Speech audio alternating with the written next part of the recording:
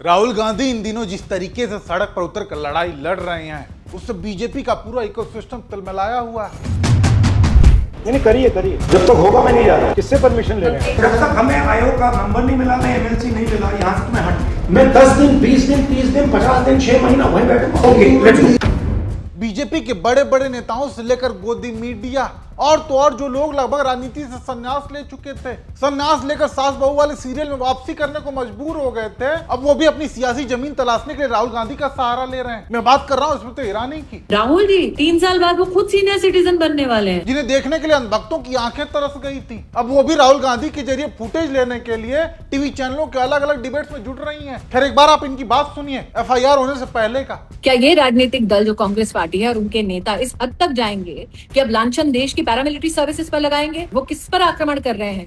Police की वर्दी पहनने वाले हमारे महिला पुरुष जितने भी ऑफिसर्स हैं, पुलिस बल है, उस पर आक्रमण कर रहे हैं। सुना आपने मैडम ने कितनी बड़ी बड़ी बातें बोल दी कि राहुल गांधी FIR दर्ज करने की जो मांग कर रहे हैं वो ये करके पैरामिलिट्री फोर्सेस पर आक्रमण कर रहे हैं। ये बात मोहतरमा ने FIR होने से पहले बोली थी। ऐसे में तो इनसे पूछा जाना चाहिए कि FIR दर्ज करना फोर्सेस पर आक्रमण करने जैसा था, और अगर ऐसा था तो फिर FIR लिखी क्यों गई? यानी मैडम की बातों में ना कोई तर्क था और ना ही कोई सच्चाई, मकसद था बस राहुल गांधी को घेरना। खैर ऐसे में कांग्रेस सोशल मीडिया की चेयरपर्सन सुप्रिया सीनेत, उन्होंने स्मृति ईरानी को मुंहतोड़ जवाब दिया है, वो भी बिना नाम लिए। मैं तो बार बार बीजेपी के उन लोगों के बारे में सोच रही हूँ जो कल नथुने फुला फुला के दौड़ दौड़ कर कभी टीवी पर, कभी न्यूज चैनल पर, कभी एजेंसी को बुलाकर, कभी प्रेस कॉन्फ्रेंस कर बड़ी बड़ी बातें कह रहे थे। एक मोहतरमा तो एक टीवी चैनल से दूसरे टीवी चैनल पर कूद कर ये सब लोग कह रहे थे राहुल गांधी अराजकता कर रहे हैं, किसी कीमत पर FIR नहीं हो सकती, सुप्रीम कोर्ट में चल रहा है, कानूनन नहीं हो सकती।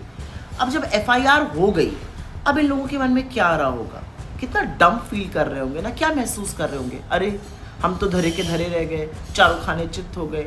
या इनको लग रहा होगा कि एक्चुअली हम नितांत निपट महामूर्ख हैं। बिना नाम लिए करारा तंज कसा सुप्रिया सीनेत ने। खैर स्मृति ईरानी अब खुद सोशल मीडिया पर मजाक बन चुकी हैं, लोग उन्हें जमकर ट्रोल कर रहे हैं, वो भी खासकर चीनी को लेकर, क्योंकि एक समय में मोहतरमा का कहना था कि मोदी जी की सरकार बनाओ और चीनी 13 रुपए किलो मिलने लगेगी। मोदी का संदेश है 6 तारीख को कमल का बटन दबाओ और 13 रुपए किलो की शक्कर खाओ। सुना आपने?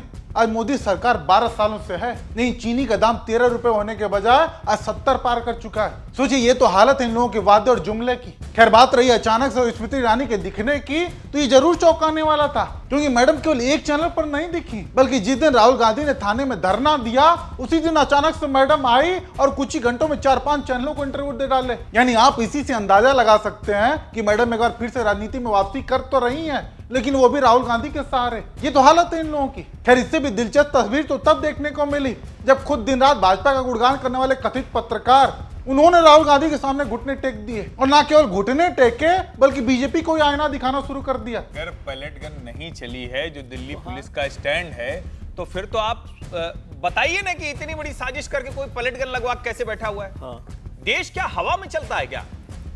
आप किसी भी नैरेटिव आप कह रहे हैं कि पैलेट गन नहीं चली, तो चलो भाई मान लिया नहीं चली, तो ये कह रहा है लड़का आपके पास तो सारे टूल्स हैं, सारे हथियार हैं, सारी एजेंसी हैं, उसके बावजूद अगर आप नहीं बता रहे। प्रॉब्लम यह है त्रिपाठी जी की ये भी तो कोई नहीं कह रहा कि नहीं चली।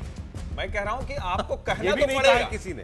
सर ऐसे नहीं चलता है किसी भी नैरेटिव में। जब तक आप ये कब होता है जब आप एक स्टैंड लें और उसमें फिर आप इस तरह की थ्योरीज फैलाएं, तो आपका एक समर्थक वर्ग होता है, आपके लोग होते हैं। जब आप खुद ही स्टैंड नहीं क्लियर है तो फिर आपके साथ कहां से लोग खड़े होंगे? सुना आपने? जब बीजेपी ने अपना स्टैंड ही नहीं क्लियर किया है कि पैलेट गन चली थी या नहीं चली थी, तो फिर ये भक्त क्या कहकर सपोर्ट करें? इनकी भी हालत आगे कुआं पीछे खाई जैसी हो गई है, क्योंकि अगर ये कहते हैं कि पैलेट गन नहीं चली है तो उसके सबूत राहुल गांधी ने दिखा दिए, वो भी सरकारी अस्पतालों की रिपोर्ट के साथ। और दूसरी तरफ अगर सरकार ये कहती कि हाँ पैलेट गन चली है, तो फिर विपक्ष तगड़े से सवाल पूछ रहा है कि चलाने का ऑर्डर दिया किसने? फिर लिहाजा बीजेपी बहुत बुरे जाल में फंस चुकी है। प्रधानमंत्री गृहमंत्री सदन में आए तक नहीं, पूरा मानसून सत्र बीत गया लेकिन कहीं दिखे तक नहीं। वही अंतिम दिन बस वंदे मातरम गान में दिखे थे, नहीं तो पूरे सत्र गायब रहे। सोचिए इन लोगों की ये हालत कर दी विपक्ष ने, खासकर राहुल गांधी ने, क्योंकि इन दिनों वाकई राहुल गांधी जो कर रहे हैं वही एक लोकतांत्रिक देश में विपक्ष के नेता की जिम्मेदारी होती है, और उसे राहुल गांधी बखूबी निभा रहे हैं। लिहाजा इसी से बीजेपी बौखलाई हुई है। उसके बड़े से बड़े नेता मंत्री सभी प्रेस कॉन्फ्रेंस करने में लगे हुए हैं। यानी इस बात को समझिए कि धरना राहुल गांधी दे रहे थे,